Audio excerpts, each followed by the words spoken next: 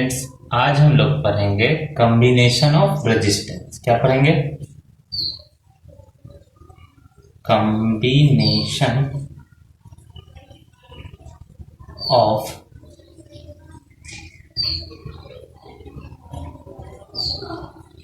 Resistance. ठीक है, combination of resistance. Combination of resistance के टू टाइप्स होते हैं। ठीक है, कितने टाइप्स होते हैं? Two types. पहला जो होता है वो होता है सीरीज कॉम्बिनेशन, मतलब कि रेजिस्टेंस को हम सीरीज में कनेक्ट करते हैं तो उसे हम सीरीज कॉम्बिनेशन कहते हैं।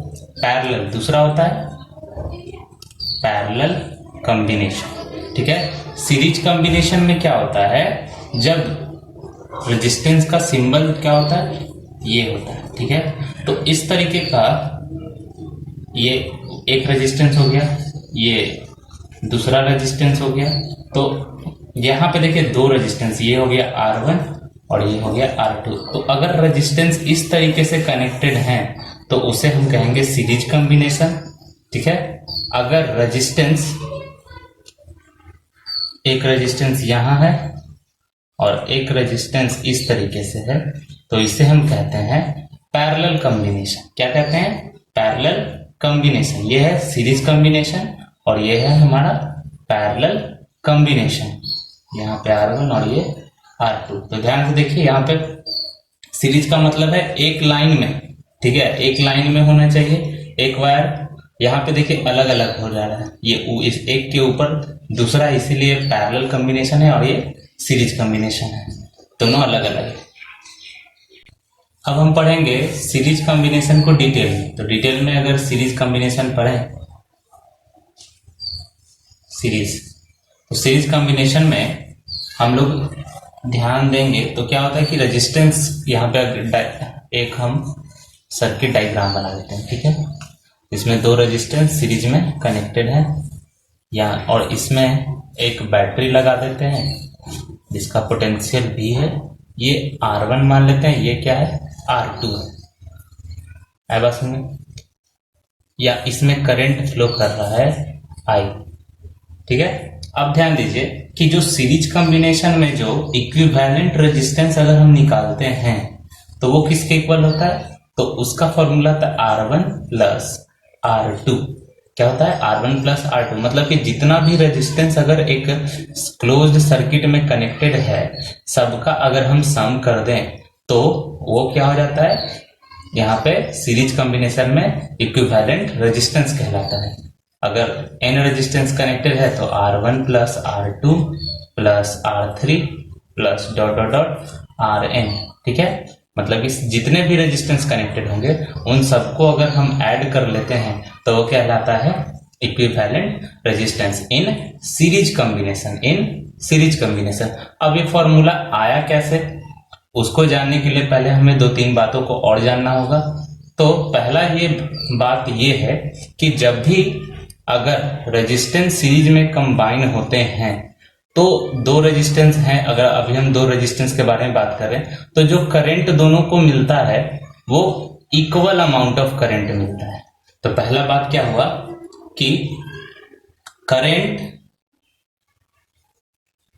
In series combination, series combination,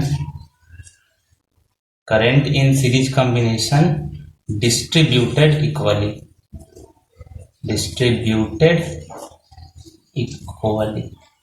ठीक है, करंट क्या होता है, इक्वली डिस्ट्रीब्यूटेड होता है, और potential difference not equally distributed.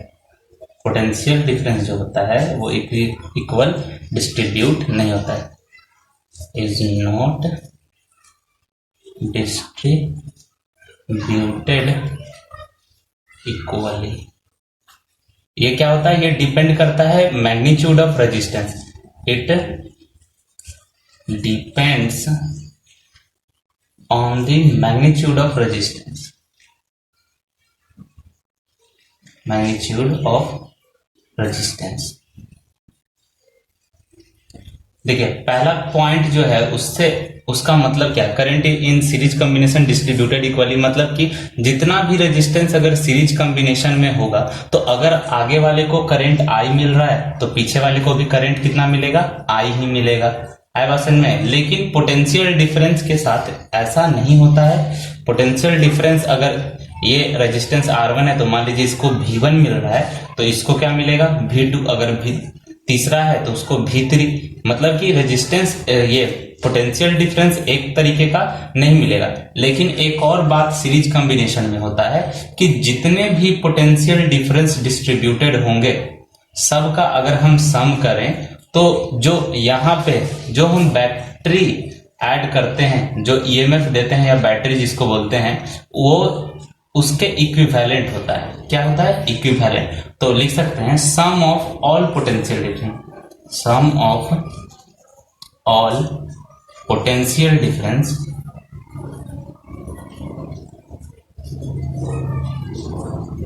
Of the all resistance connected in series is equal to the magnitude of potential difference of the battery, potential difference of the battery और cell, battery और cell और जो भी कोई source होगा उसके equal हो जाएगा। तो इसको अगर हम मैथमेटिकली दिखाएं तो बोल सकते हैं कि V इक्वल टू, ये सेल का पोटेंशियल अगर दिखा दें तो ये हो जाता है V1 प्लस V2। अगर दो यहाँ पे रेजिस्टेंस है तो V1 प्लस V2 लिख सकते हैं। अगर दो से ज्यादा है, 3 रेजिस्टेंस है तो V1 plus V2 plus V3 हो जाएगा।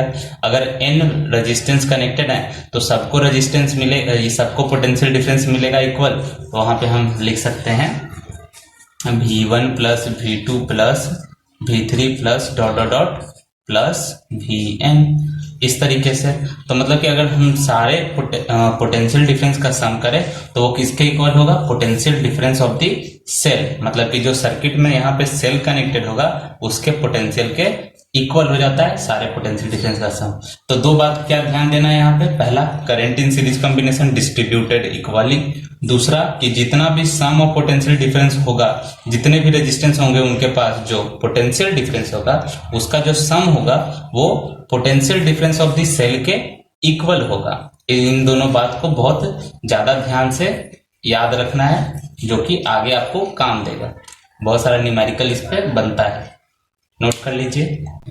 अब हम लोग जो अभी लास्ट में जो हम लोगों ने देखा यहाँ पे कि V सेल जो होता है या V इक्विवेलेंट जो होता है वो V सेल जो होता है वो V1 प्लस V2 के इक्वल होता है। अभी थोड़ी देर पहले हम लोग ने देखा।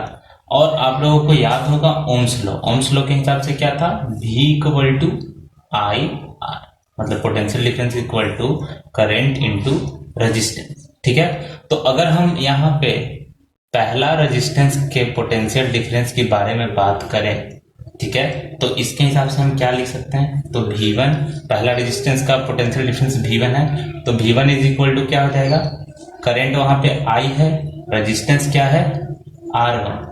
ठीक है, तो यहाँ पे V1 equal to I into R1 हो गया। अब दूसरे रेजिस्टेंस के बारे में बात करें तो इसको लिख सकते हैं in first resistance, in second resistance. तो सेकेंड रेजिस्टेंस की पोटेंशियल डिफरेंस के बारे में बात करें तो वो जो है V2 है।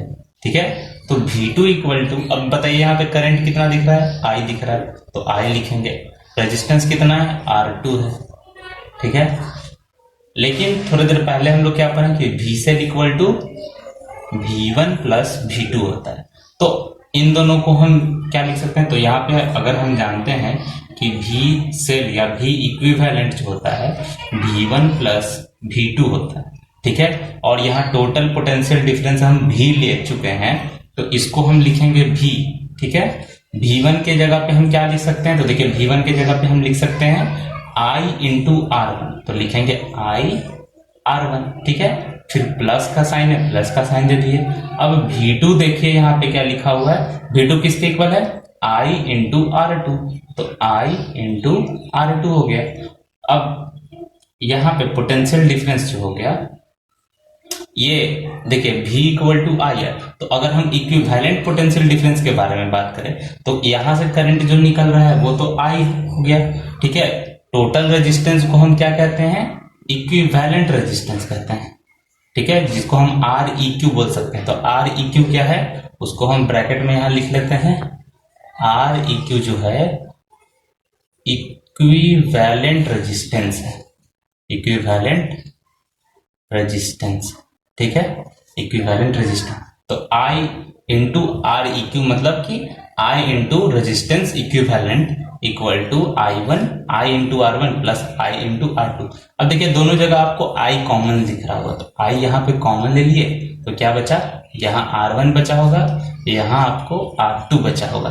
अब देखिए I दोनों साइड है, तो दोनों साइड से अगर I कैंसिल हो गया तो ये बन गया R equivalent equal to R1 plus R2। देखिए तो फॉर्मूला आ गया क्या रेजिस्टेंस का, इन सीरीज। तो इन सीरीज फॉर्मूला आता है R इक्विवेलेंट का क्या, R1 plus R2 plus R3। जितना भी रेजिस्टेंस अगर सीरीज कॉम्बिनेशन में है तो सारे रेजिस्टेंस का अलजेब्रिक सम अगर हम कर देते हैं तो उसी को हम इक्विवेलेंट रेजिस्टेंस कहते हैं। इस चीज को नोट कर लीजिए, एक बार और समझ लीजिए इसको क्या किए हैं। पहले हम लोग थोड़ी देर पहले भी पढ़े कि V सेल मतलब कि जो total potential difference of the battery होता है किसी भी सर्किट में, वो किसके इक्वल होता है, जितना पोटेंशियल डिफरेंस रेजिस्टेंस फर्स्ट के पास होगा प्लस जितना पोटेंशियल डिफरेंस रेजिस्टेंस सेकंड के पास होगा, या जितने भी रेजिस्टेंस कनेक्टेड होंगे सबके पोटेंशियल डिफरेंस का सम के इक्वल होता है। दूसरा हम बोले कि ओम्स लॉ आपको तो याद होगा, V equal to I R, ठीक है। इन्हीं दोनों का यूज करके हम यहाँ पे फॉर्मूला डिराइव कर रहे हैं। तो अगर हम फर्स्ट रेजिस्टेंस की बात करें तो यहाँ पे जो पोटेंशियल डिफरेंस है उसको अगर हमें निकालना हो तो उसका फॉर्मूला क्या बनेगा, तो V1 इक्वल टू, यहाँ पे करंट कितना दिखाई दे रहा है, I। दोनों जगह I क्यों है, क्योंकि थोड़ी देर पहले पढ़े हम लोग कि in the series combination current will be distributed equally to the all resistance, मतलब कि करंट जो होता है सबको एक जैसा मिलता है, इसीलिए तो यहाँ पे I रह गया। तो V1 equal to I into R1, यहाँ पे V2 इक्वल टू क्या हो गया, I इंटू R2, ठीक है। अब यहाँ पे V सेल के बारे में लिखेंगे तो V1 प्लस V2 हम लोग जान रहे हैं, तो V1 का वैल्यू यहाँ से देखिए क्या है, I इंटू R1, तो I इंटू R1 लिख लिए। V2 का वैल्यू क्या है, I इंटू R2, तो I इंटू R2 लिख लिए। अब V जो है मतलब कि पोटेंशियल डिफरेंस जो है, इक्विवेलेंट पोटेंशियल डिफरेंस क्या होता है, तो करंट इंटू इक्विवेलेंट रेजिस्टेंस। तो ये यहाँ पे हम पुट कर दिए, तो I इंटू R इक्विवेलेंट। अब करंट देखिए यहाँ भी करंट I, यहाँ भी है, यहाँ भी I है, तो यहाँ से तो I कॉमन ले लिए हम। अब दोनों साइड से I कैंसिल हो गया, तो ये R इक्विवेलेंट क्या बन गया, R1 प्लस R2। तो ये आपका हो गया सीरीज कॉम्बिनेशन में रेजिस्टेंस निकालने का फॉर्मूला। नोट। अब यहाँ पे एक क्वेश्चन है हमारे सामने, देखिए जिसमें 3 रेजिस्टेंस हैं और तीनों क्या में कनेक्टेड हैं, सीरीज कॉम्बिनेशन में है। तो इसका अगर हम फॉर्मूला लिखें R इक्विवेलेंट का, तो R इक्विवेलेंट निकालना है हमें, क्या लिखेंगे, R1 plus R2 plus R3। तो देखिए यहाँ पे R1 ये हो गया, R2 ये हो गया और ये R3 हो गया, तो तीनों को जोड़ लीजिए।